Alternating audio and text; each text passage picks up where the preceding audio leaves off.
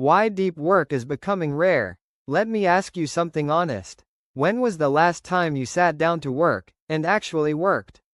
No phone checks. No tab switching. No, let me just reply to this one message real quick. Just you, the task, and complete focus for 2 straight hours. If you're struggling to remember, you're not lazy. You're not undisciplined. You're just living in 2026, where your attention is the most valuable commodity on the planet, and everyone is fighting to steal it. Today we're talking about something that could genuinely change your career, your income, and your life, and most people have never even heard of it. It's called deep work, and it is dying. Section 1. What is deep work? The term comes from author and Georgetown professor Cal Newport, who wrote the book Deep Work back in 2016. His definition is simple but powerful. Deep work is the ability to focus without distraction on a cognitively demanding task. That's it. No secret formula, no productivity hack, just focused, uninterrupted, high concentration work.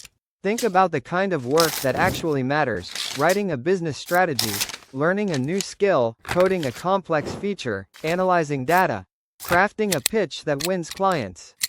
None of that happens in 5-minute bursts between notifications. That kind of work requires your full brain. And your full brain needs uninterrupted time to warm up, go deep, and produce something remarkable. Newport puts it this way: deep work is what allows you to learn hard things quickly, produce at an elite level, create work that is rare and valuable. Now contrast that with what he calls shallow work: emails, Slack messages, scheduling meetings, scrolling LinkedIn, attending pointless check-ins. Tasks that don't require much thinking. Tasks that almost anyone could do. Here's the uncomfortable truth. Most of us spend 80% of our workday doing shallow work. And we wonder why we feel busy but not productive. Section 2. Why is deep work disappearing? So if deep work is so valuable, why is it becoming rare? 3 reasons. And all 3 are working against you right now. Reason number 1, the attention economy. Every app on your phone was designed by a team of engineers, psychologists, and behavioral scientists, with one goal: keep you hooked. Instagram, TikTok, YouTube Shorts, Twitter, they are not entertainment platforms. They are attention harvesting machines. And they are extraordinarily good at their job. The average American now checks their phone 96 times a day. That's once every 10 minutes. And every single check, even a quick one, costs your brain. It pulls you out of whatever you were doing and forces a mental reset. Microsoft Research published a study showing that after a digital interruption, it takes an average of 23 minutes and 15 seconds to fully return to the original task.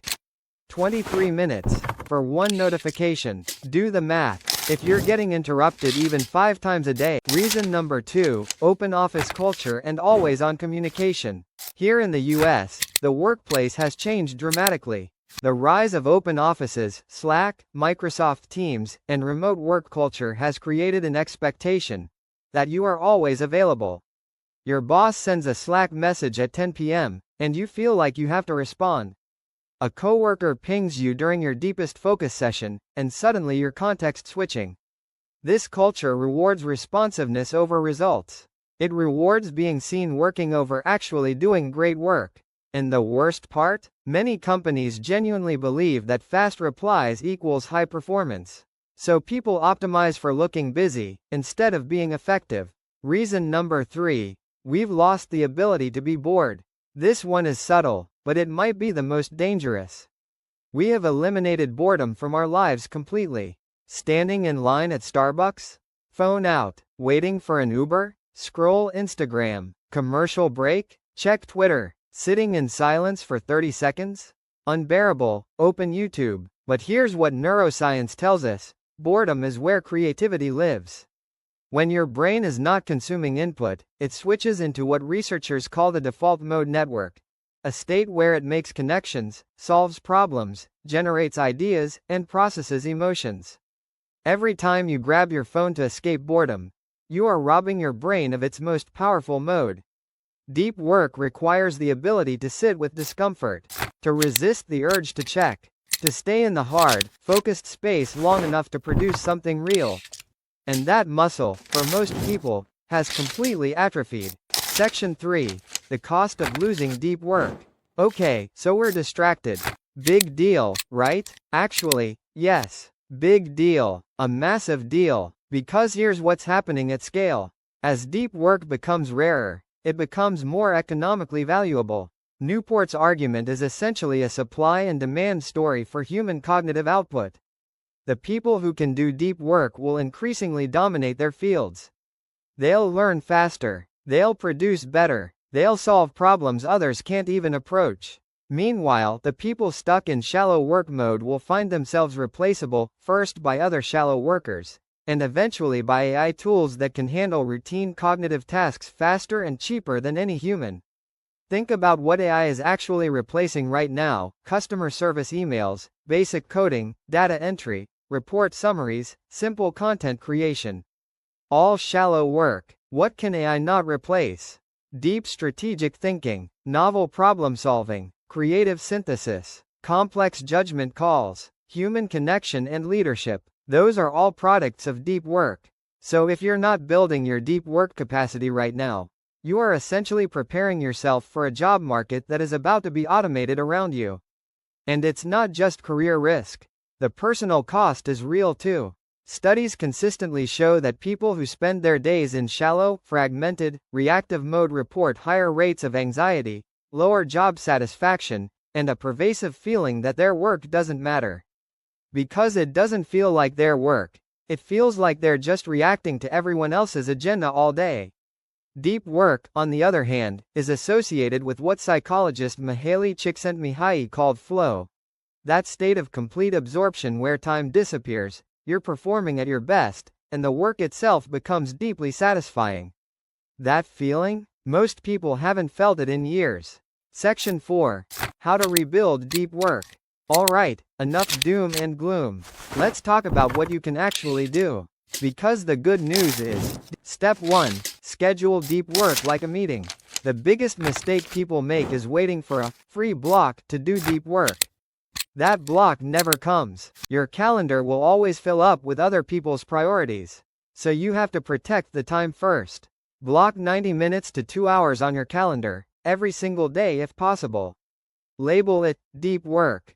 Treat it like a client meeting you cannot cancel. Morning is usually best, before your brain gets hijacked by emails and Slack. But find what works for you.